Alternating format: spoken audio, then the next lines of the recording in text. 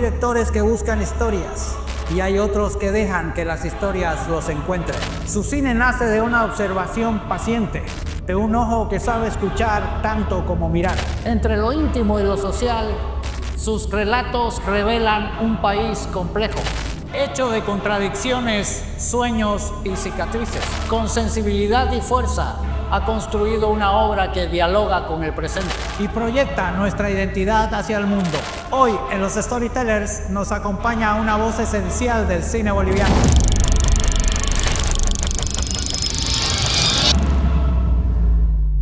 Juan Pablo, ¿qué tal estás? Bienvenido a los Storytellers.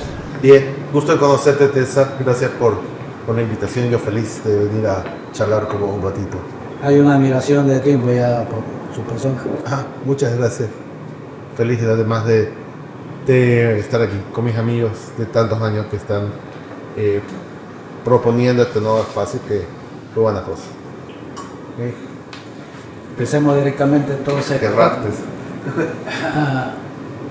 Podríamos hablar de, por ejemplo, de su influencia en su época de infancia, la ceguera y posterior a la operación, para su visión cinematográfica actual. Patada voladora. Bueno, yo creo que es fundamental. Obviamente, no fue hasta muy entrados los años, como diría mi padre, que me empecé a dar cuenta de que todas las influencias temáticas o todos los acercamientos sobre la mirada venían un poco de ese evento, ¿no? Yo cuando tenía 3 años, 4 años, me diagnostican ceguera y claro, mis padres me imagino que recibir una noticia así debe ser compleja y bueno, se dedicaron a intentar combatir el diagnóstico, ¿no? De todas las formas que podían, ¿no? Entonces yo me acuerdo que el 1988, mi papá tenía un viaje a Cuba, porque mi papá era diputado, y tenía un viaje, estos viajes oficiales, y a él le habían recomendado llevarme, porque además, sobre todo en la década de los 80, estaba como en auge la medicina cubana, ¿no? Entonces viajé con él a La Habana, y me acuerdo que después de hacer algunos estudios y todo eso, los médicos le decían, bueno, evidentemente la visión es muy frágil, pero creemos que con un tratamiento adecuado podemos fortalecerla, no curarla, pero fortalecerla y sobre todo evitar que el diagnóstico que le dieron en Bolivia se cumpla. Y desde ese año, desde el 88 hasta el 93, yo fui a Cuba 10 veces. Iba 2 veces por año y me quedaba un mes en La Habana, ya con mi mamá el resto de las veces. Entonces lo que pasaba es que recibía tratamientos de todo tipo, todos los días, en una diversidad de hospitales, clínicas, y ya después del 93, porque bueno, post caída del muro de Berlín y todo eso, Cuba se volvió muy complejo. Ya empecé a viajar a Estados Unidos, a Argentina, a Chile. Entonces sí, mi infancia ha sido una coexistencia entre el mundo de los niños y los hospitales, ¿no? Los hospitales y las clínicas, y eso naturalmente me daría cuenta mucho después, ¿no? Empieza a diseñar la forma en la que uno ve el mundo, ¿no? Incluso hasta desde una manera física, cómo yo caminaba, cómo leo, cómo veo las cosas, empezó a construirse desde ahí. Pero yo te digo, hasta ese momento mi idea de ser cineasta no estaba ni cerca. Yo tenía otros planes en la vida. Sí es cierto que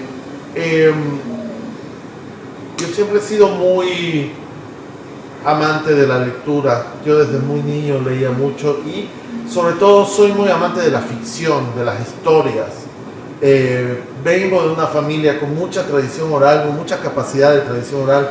Mis abuelos, mi padre sobre todo, que es un ex perseguido político, y él siempre conectaba conmigo a través de sus historias. Entonces siempre me interesó mucho el poder contar. Yo me acuerdo que en el colegio con un amigo mío, con Fernando, un compañero, incluso hicimos un cómic, un desastre, pero lo que me emocionaba, pues yo no dibujaba, él dibujaba, era como contar la historia, ¿no? Entonces esa relación, yo me acuerdo cuando leí Moby Dick a los 9 años y era así, fuck, esto es lo mejor que me ha pasado en la vida, ¿no? Entonces sí he tenido una relación mucho con la historia, con la narración, desde la palabra escrita, pero no necesariamente desde la imagen. En mi casa no había cámaras de fotos, no había cámaras de filmar, era más difícil cámaras de filmar, pero mi mamá tenía... iba desarrollando la imaginación. Exacto, ¿no? Y además yo empecé en la adolescencia, lo que sí pasó es que empecé a ver muchas películas. Sí. ¿No? Yo tenía mis mejores amigos, siempre digo, eran Jason, Michael Myers, Freddy Krueger, antes que los amigos del colegio. Yo tenía un videoclub a 2 cuadras de mi casa. Yo era un poco tímido, introvertido, entonces empecé a conectar con el cine, pero siempre desde la parte de la historia, de que me cuenten algo, nunca desde la parte de la realización, ¿no? Pero bueno, ahí un poquito, esa fue un poquito más mi relación, un poco, perdón, de mi relación con mi vista, las imágenes, y ya años después las cosas tomaron su ritmo. ¿Cuándo ocurrió esto? Siempre cuento esto porque me gusta. Yo tenía 15, 16 años, estaba en Trinidad, porque yo soy veniano, mi familia es veniana. Entonces yo he vivido en La Paz casi toda mi vida, pero pasaba mucho tiempo en el Beni, ¿no? Una tarde, yo me acuerdo, yo como te decía ahorita, yo siempre he sido fan del cine de terror, siempre. Yo estaba en el colegio en La Paz y mi profesor de inglés me dice, estábamos hablando de películas, y mi profesor de inglés me dice, no, pero tienes que ver la mejor película de terror de la historia, que se llama El Resplandor. Ok, bueno, pasó tiempo. Stanley Kubrick. De Kubrick, sí. Pasó tiempo y yo estaba en Trinidad con mi primo, era un sábado, y oye, vamos a alquilar unas películas, no sé qué, no éramos pibes, 14, 15 años, ¿no? Vamos, y llegamos al videoclub, y me acuerdo, lo primero que alquilamos fue Lost World, Jurassic Park 2, y cuando estábamos caminando a la caja a pagar o algo, ahí paso por el estante de las películas de terror y veo la cara de Jack Nicholson ahí en la tapa, y le digo, oye, mi profe de inglés me dijo que esa peli es buenísima, no sé qué, es de terror, llevémosla. Pum, alquilamos. Mundo Perdido y Resplandor. Y vimos The Shining, esa noche vi The Shining, y claro, quiero decirte, es la primera vez en mi película, la primera vez en mi vida que leo los créditos y que me interesa saber quién hizo esto, ¿no? Porque la película me voló la cabeza, me pareció una locura, más allá del terror como género, lo que veía ahí no lo había visto antes, ¿no? Fue un despertar. Y además ahí leí los créditos, decía Stanley Kubrick, ¿ya? Y ya en La Paz, unas semanas después, estaba igual haciendo zapping en mi casa una tarde, y había un canal de cable que era MGM, y decía, a continuación, la obra maestra de Stanley Kubrick, así, 2001 Odisea al espacio.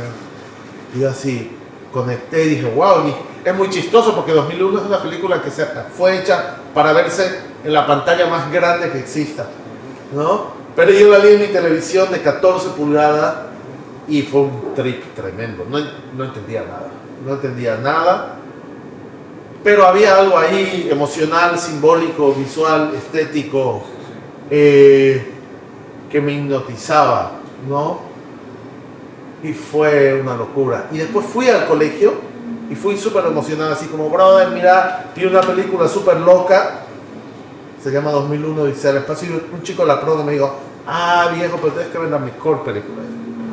Y así pero así como encuentras ahí empecé, su voz cinematográfica, sí, para contar historias. No todavía, porque lo que pasó es que después vi La Naranja Mecánica, que fue la peli que me dijo mi amigo, y ahí sí fue cuando terminé de ver la peli y algo dijo, yo quiero dedicarme a esto. Yo me acuerdo que esa tarde yo terminé de ver la película y le dije a mi tío, al hermano de mi mamá, yo quiero hacer lo que este señor hace, quiero contar historias como este señor. Y ahí decidí volver a cine. Tenía 15 años, no tenía idea, nunca había agarrado una cámara en mi vida, nunca nada, no sabía cómo. Después de 3 películas de Kubrick, Literalmente me convencí. Y ahí empezó todo y mis padres fueron muy generosos apoyándome siempre. Pero bueno, Bolivia siempre fue un país complicado, ¿no? El cine no era... Entonces hubo mucho de formación personal. Lo que dije, no hay escuelas, me voy a dedicar a ver la mayor cantidad de películas que pueda. Entonces me hice socio de la Cinemateca en La Paz, cuando era en el centro, en la calle Indaburo, y alquilaba películas raras. Y ahí vi El Perro Andaluz, ahí vi La Vía Láctea y todas estas películas de Buñuel. Sí, y empecé como a entender, a curiosear otro tipo de cine que claro, no llegaba a la sala. Re larga. Pero bueno, ese es el génesis más o menos. Sí, sí. Hace un rato me comentó que era del Ben. Sí. Tiene familia igual. Somos primos por ahí, no sé. ¿Qué influencia tiene retornar al Beni su visión sobre Fue algo que yo descubrí, más que una influencia, una curiosidad, ¿no? Fue algo que yo descubrí mucho más grande cuando estaba escribiendo El Río, cuando empecé a escribir El Río, mi primera peli. Yo siempre, y esto lo digo con mucho respeto, pero yo siempre he criticado que la imagen o las imágenes de nuestra cinematografía son 99% occidentales, ¿no? Y entonces el imaginario visual del cine boliviano tiene que ver con el altiplano, tiene que ver con el occidente de Bolivia. Sí. Y si yo no lo critico desde una lógica de enfrentarme para nada, pero siempre decía, oye, hay otra mitad de este país que se ve distinto. Sí. Y entonces empezaron las preguntas. Y yo siempre decía, voy a filmar mis películas en el oriente, pero por un acercamiento simplemente visual, es decir, quiero que se vea así, ¿no?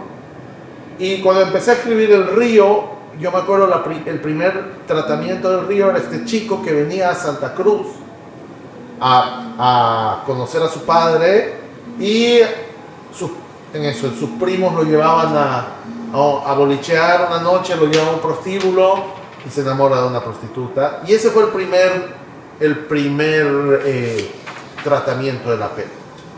Pero naturalmente ya habiendo estudiado cine, habiendo conocido cineastas, a mí me caló muy hondo esto de hablar siempre desde lo que uno conoce, ¿no? Desde lo que a uno lo habita y todo eso. Yo ya había hecho mi tesis que tenía que ver con mi visión.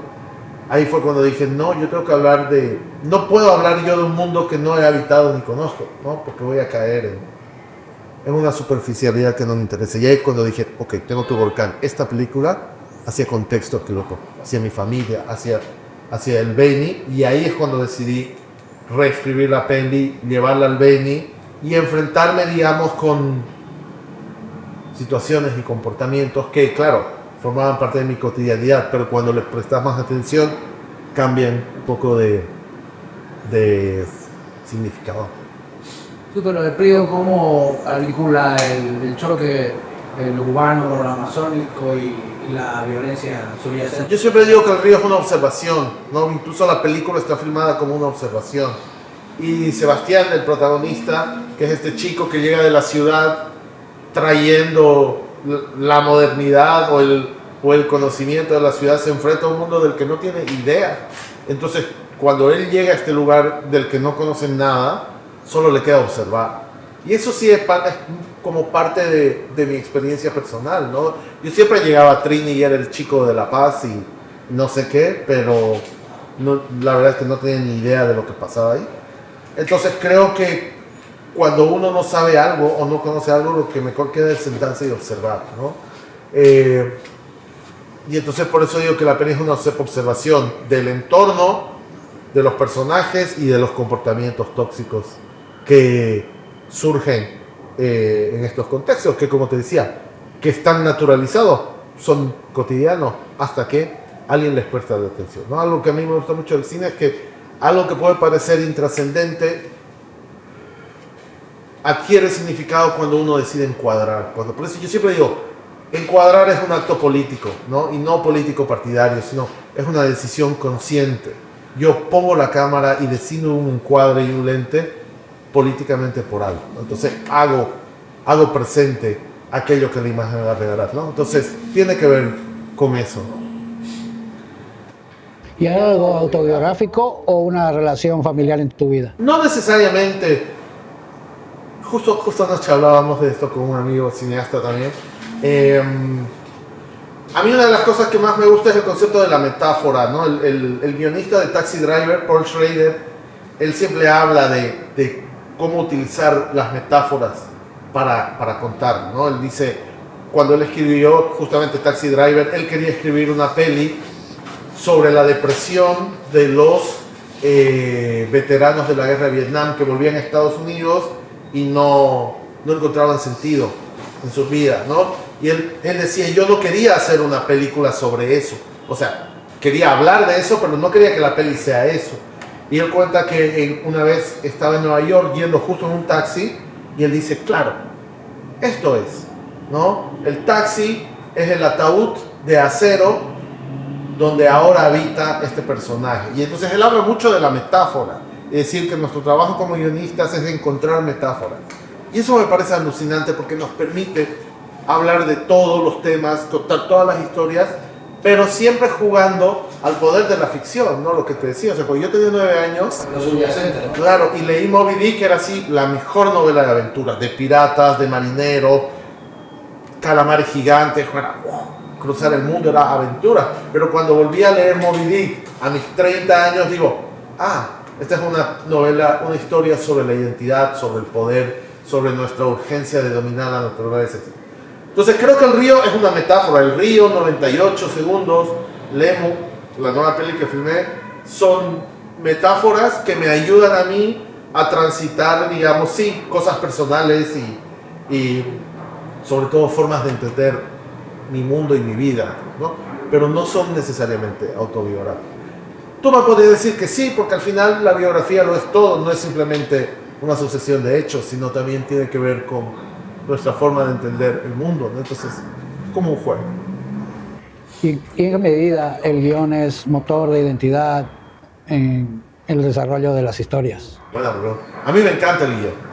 Quizás es por eso que te contaba, como yo empecé mucho más escribiendo cosas, a mí me encanta el guión y me encantan las posibilidades. Yo creo mucho en la palabra escrita y sobre todo creo mucho en la materialización de lo que la palabra dice. Soy un amante del lenguaje, me encanta el castellano y me gusta estudiar los lenguajes y me gusta entender por qué las personas hablamos como hablamos, ¿no? Siempre digo, cuando la palabra se hace materia, como... y en ese sentido, el guión como palabra, como principio, como germen de transformación, porque después la palabra se convierte en imagen, a mí me parece maravilloso y fundamental. Yo comencé a estudiar mi guión solito, no había carrera de cine en Bolivia, pero yo empecé a comprarme libros y a leer de todo sobre cómo se escriben los guiones, ¿no? Entonces yo, antes de estudiar cine, ya estaba leyendo sobre cómo contar una historia, ¿no? A mí me encanta, pero obviamente hoy estamos en un momento en el mundo donde se debate la utilidad del guión, donde se debaten las formas del guión, y a mí me parece genial que el guión se transforme y haya 1000 formas de utilizar la herramienta, ¿no? Pero en lo personal a mí lo que me gusta es sentarme, diseñar, escribir y darle un valor a lo que se imprime en el papel, como te digo, como germen para la transformación de la imagen. Entonces, para mí, sentarme a escribir un guión es fundamental, lo disfruto mucho, me hace muy feliz, entonces es lo que más hago. Yo escribo todos los días, ¿no? Entonces, esa es un poco mi relación con él. Soy un amante del guión. ¿Y cómo usa la falsedad del artificio cinematográfico para profundizar en la emocionalidad de sus personajes? Es buena esa. O sea, yo soy un amante de la falsedad. Yo soy un amante del artificio. Me encanta, ¿no? Y Y creo que por eso me gusta tanto el género, el terror y el género fantástico, porque claro, el recurso te permite hablar de muchas cosas, te permite ofrecer preguntas y conceptos y qué sé yo, y experiencias que son inimaginables, ¿no? Y ahora con la tecnología, la locura. Igual a mí me encanta la artesanía mucho, el expresionismo alemán, ¿no? El doctor Caligari y todo eso que me parece alucinante. El cine clase B a mí me parece increíble, porque es una lección de creatividad, de optimización de recursos, ¿no? Y nosotros que en general nos toca hacer cine con recursos limitados, tenemos que recurrir mucho a ser creativos. Entonces, la falsedad, la mezcla de géneros, me encanta. Y siempre lo trato de utilizar. En El Río no, El Río es como una peli muy realista en su concepción, pero ya en 98 segundos cuando dije, voy a contar esta peli desde la imaginación de esta niña, dije, perfecto, entonces puedo aprovecharme de todos los artificios que la mezcla de géneros me lo permite, ¿no? Y ahora en la nueva peli, en Nemo, también hay un juego con la exageración de la realidad, con la falsedad. Entonces, el cine es falso, no importa el tipo de cine que uno haga, es falso, es una gran mentira, que es la mejor de las mentiras, ¿no? Entonces, mientras más, creo yo, convivamos en paz con esa falsedad, creo que más lo podemos disfrutar y más podemos aprovechar creativamente lo que nos permite. ¿Cómo se lidia entre, o sea, hacer un cine pensado para un público local? ¿Cómo lidia con eso? O sea, pensado para un público local versus público internacional. Es que yo te voy a confesar una cosa y que no se me malentienda. Yo generalmente no pienso en el público cuando hago una película. Es decir, no comienzo una película diciendo, ok, voy a hacer una peli para el público americano, o para el público europeo, o para el público boliviano, para nada.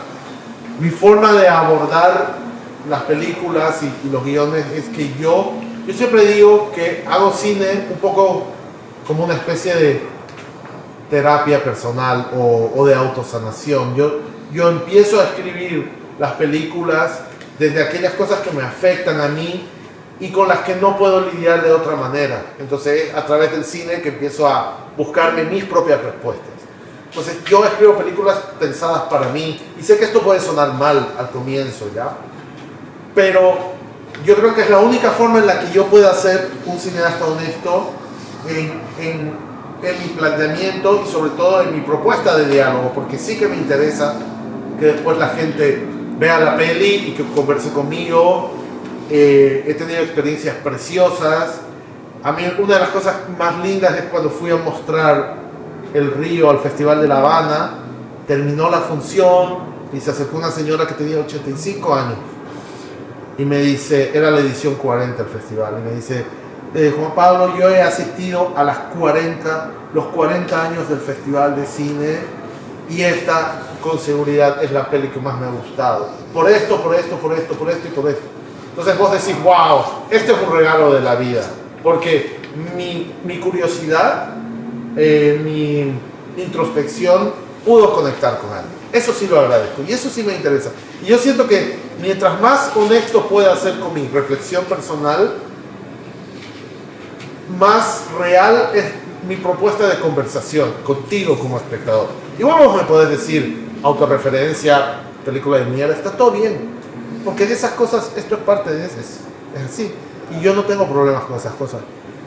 Pero cuando alguien conecta desde una profunda mirada interna, alguien conecta en 98 segundos, me pasó mucho que me escribían al WhatsApp, al Facebook, al Instagram, gente que te escribe reaccionando, ahí vos decís, perfecto, esto funciona. Pero va más desde una película que a usted le gustaría ver.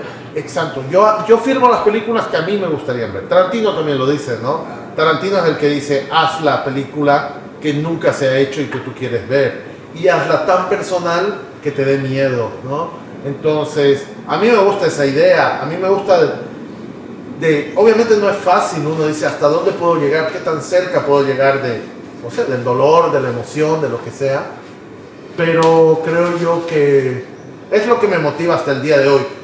Es un poco agotador también, ¿no? En un momento mirar hacia adentro todo el tiempo puede ser agotador y uno dice quiero hacerme una de zombies y explorar, no sé, la estética, la técnica, pero por ahora en mi vida tengo tantos problemas que creo que puedo seguir un poco metiendo el dedo en la llaga y desde ahí proponer. Por eso te digo que no pienso en el público, porque, Sí. porque no sé quién va a conectar con la peli.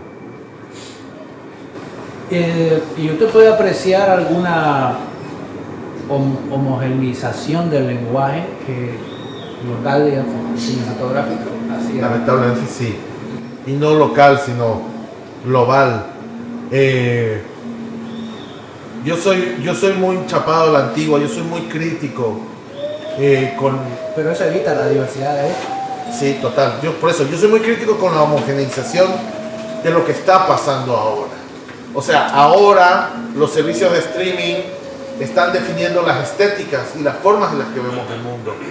No, o sea, es como, quiero filmar esta peli con esta cámara porque esta cámara para mí evoca o me da esto, digamos, no, me permite técnicamente alcanzar esto. Y viene el productor o un amigo y te dice, no, pero esa cámara no la acepta Netflix. No, o esa cámara no te la va a comprar HBO. Y vos decís, ok, esto es parte de una industria, tampoco nos alejemos de eso. Entonces ahí la pregunta es, ¿qué hago? Porque si mi proceso creativo, desde lo técnico, desde el aspect ratio, desde el encuadre, desde el soporte, viene de una racionalización de mi propuesta, ¿por qué tengo yo que someterla a la homogeneización estética que nos propone quienes controlan el mercado ahora? Y eso a mí me parece muy triste, me parece tremendo. Y ojo, no soy enemigo ni de los streamers ni de nada de eso, porque también entiendo que forma parte de la industria y del mercado y de esta cadena.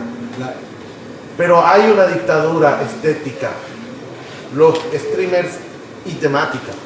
Y se habla mucho de las corrientes de hoy, este año Cannes solo va a seleccionar películas de zombies, al año Sundance solo va a llevar Coming of Age, no sé, si querés entrar a Sitges, solo este año están de moda los hombres lobos, ¿no? Entonces, esta cosa de la tendencia y de este permanente marketing, estudio de marketing al que somos sometidos nosotros día a día desde nuestro celular, a mí me parece muy peligroso, me parece así. Ahora, está ahí. La cosa es cómo sobrevivimos con eso. Entonces yo soy... Hay que tomarlo.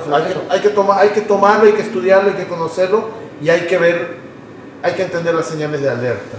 Yo soy muy obsesivo con esto. Pero ya a mí me pasó, o sea, cuando nosotros hicimos 98 segundos, el aspect ratio de la peli es 4:3, porque 98 segundos para mí es un retrato. Entonces yo quería que se vea y el encuadre y todo está compuesto como si fuera un permanente retrato. Y fue el aspect ratio de la película lo que no dejó que vendamos la película.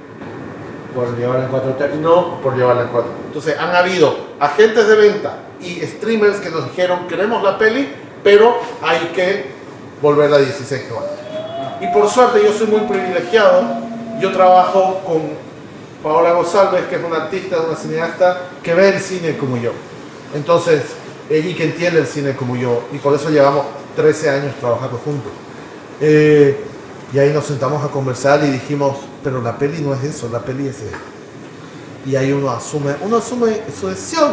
Alguien me dirá, qué huevón, diablo, ¿no? Porque probablemente hubiera podido resolver otro tipo de problemas. Pero yo creo que eso es lo último que podemos seguir defendiendo.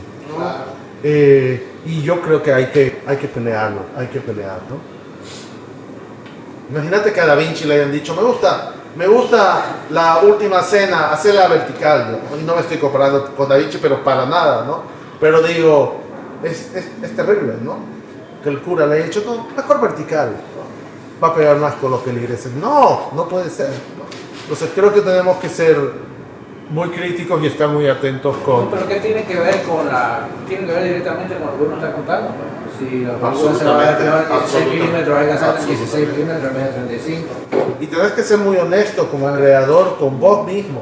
Decir, ok, vos quiero filmar en 16. Wow. Filmar en cine con las complejidades que eso conlleva. No de todo tipo. Y vos decís, y lo primero que alguien te va a decir es, ¿por qué hacerlo en celuloide ahora? Hacerlo digital es más fácil.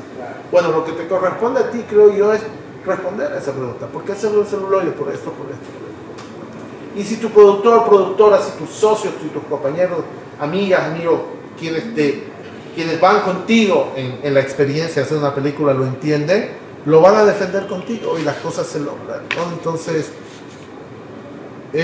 yo presto mucha atención a eso y soy un poco radical quizás, pero para mí es importante seguir defendiendo es la voz de quien hace.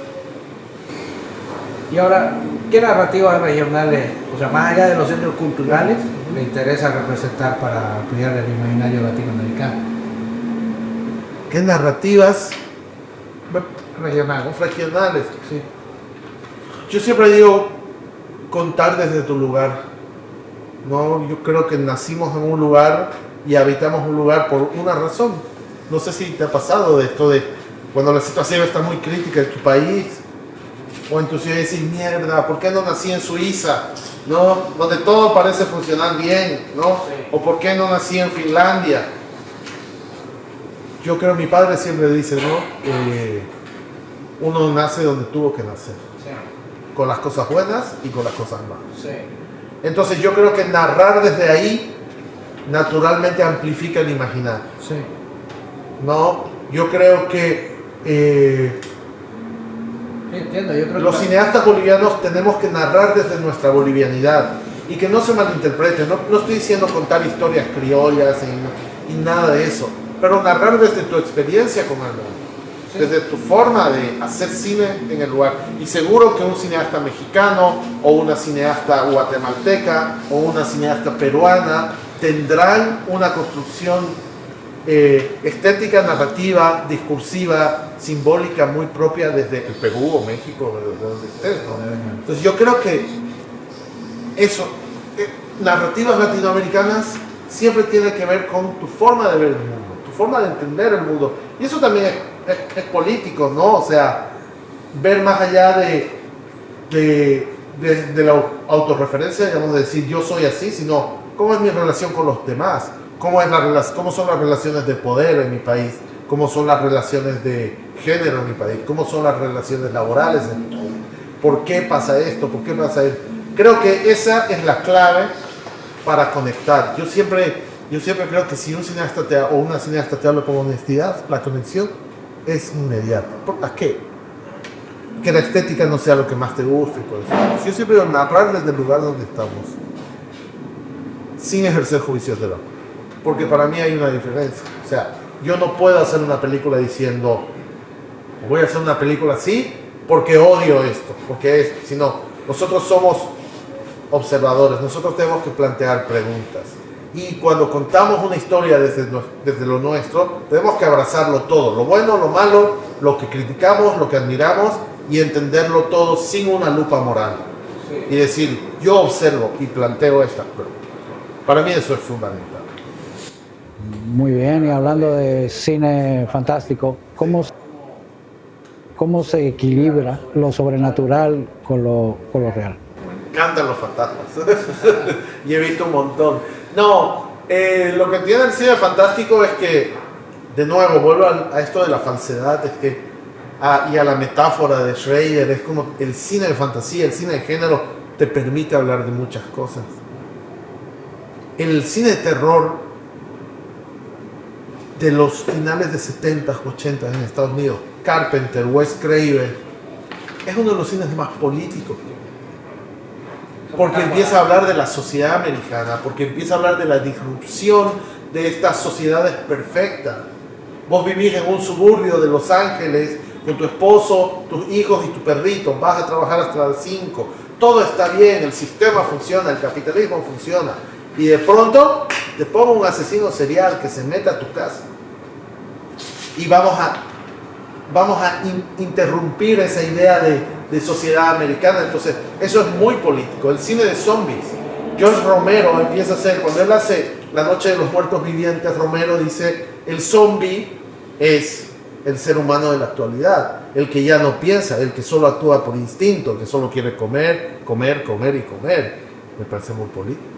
Y cuando él dice, el zombie solo, Romero, por eso los zombies del cine de Romero no corren, ¿ya? Y él dice, el zombie cuando está solo no es peligroso, uno se puede escapar, incluso lo podés empujar, pero cuando el zombie viene en grupo, cuando forma parte de una sociedad, es lo más peligroso que hay. Y él está hablando de la sociedad y de la posguerra y de toda esta idea de consumismo que empezó a atacar el mundo, ¿no? Entonces, qué buena cosa hablar de eso con monstruos, con fantasmas, con brujas, con distorsiones de la realidad. Me parece que el terror y la ciencia ficción, la fantasía te permiten tocar estos temas, pero hacerlos appealing, ¿no? Como dicen, ¿no? Hacerlos interesantes, ¿no? Porque entiendo que hacer una película súper dramática, realista sobre la crisis, a mucha gente puede decir, mi vida ya es así, no quiero verlo eso, ¿no? Entonces, pero si ahí le metes un monstruito o algo, a mí por lo menos me divierte mucho, me divierte mucho. ¿Y cómo usted combina lo sensorial, o sea, la emoción, lo auténtico, en su forma de contar historias? Es buena pregunta, es buenísima. Yo creo que ha ido variando. Yo creo que El Río es una peli donde la forma es un guión clásico, donde yo quería un poco explorar con la forma, especialmente con la idea del tiempo cinematográfico, la duración del plano y la observación. El Río, la forma en que yo encaré la puesta en escena y todo eso, fue porque cuando yo era niño, iba al Beni, sentía que los minutos duraban 120 segundos. Sentía que el tiempo se dilataba y era desesperante para mí. Entonces, un poco en El Río, la emoción está al servicio de la forma, ¿no? Entonces yo quería explorar estos planos largos de observación porque quería un poco transmitir esa experiencia, ¿no? En 98 segundos hay un equilibrio un poco más cercano entre la forma y la emoción, porque como la peli está contada desde la imaginación de esta chica, naturalmente está contada desde la emoción de esta chica y desde cómo ella entiende el mundo, ¿no? Y en Lemo, la película que acabo de filmar, te animaría a decir que un poco a la inversa, que la forma está completamente sometida a la emoción. Entonces, es una peli donde prima la experiencia de los personajes. Yo ya llevo años como olvidándome de las tramas y enfocándome a escribir guiones siempre desde el camino del personaje. No me importa tanto de qué se trata la peli, me importa qué le pasa al personaje, ¿no? Entonces Lemu es una peli muy de personajes, muy de cómo el entorno afecta la emocionalidad de los personajes. Y en realidad, si yo te diría algo, el objetivo de Lemu es emocionar a la gente. Creo que ha ido cambiando según la peli y el documento en mi vida, ¿no? Estoy más viejo, soy más llorón ahora, entonces también eso influye, ¿no? Muchas gracias, Juan Pablo. Gracias a vos, Tessa. Ha sido un placer charlar contigo. Un gusto. Un placer. Esto ha sido Hablando de Cine con Juan Pablo Richter en los Storytellers. Que no dejen de ver nuestras redes sociales para poder enterarse de los avances y de todas las partes más importantes de nuestras conversaciones con los cineastas aquí en Storytellers. Hasta la próxima.